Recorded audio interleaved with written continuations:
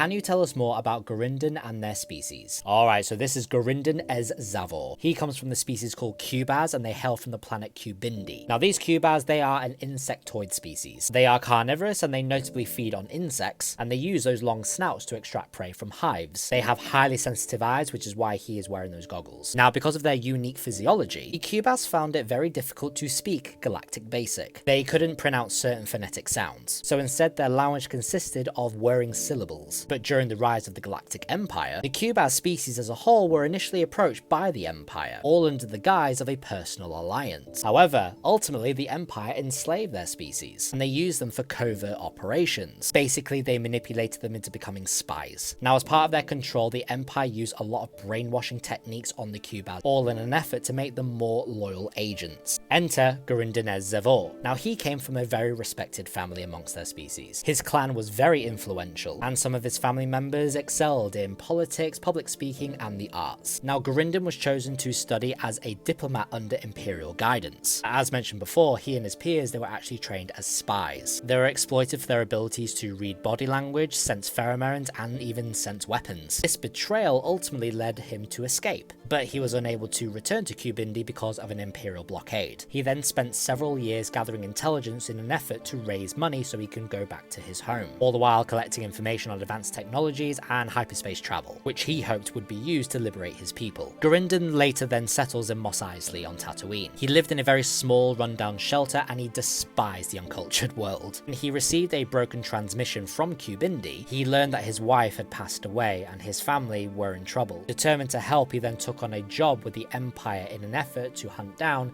C-3PO and R2-D2, who we know at the time were public enemy number 1 because they were carrying the Death Star plans. Garindan, he then overhears conversations at the Mos Eisley's cantina. He then tracks the droids to Docking Bay 94, then reports their location to the Imperial Stormtroopers, but as we know, the droids managed to escape. No reward money was given on account that the droids escaped. Later on, a Deveronian by the name of Labria, they offer Garindan a new job that would help in a mission to go up against the Rebel Alliance. Despite the risks, he accepts, because again, he is driven by his desire to help his family and liberate his people. When Garindan was questioned about why he's doing all of this, Garindan simply replied, "I am very far away from home."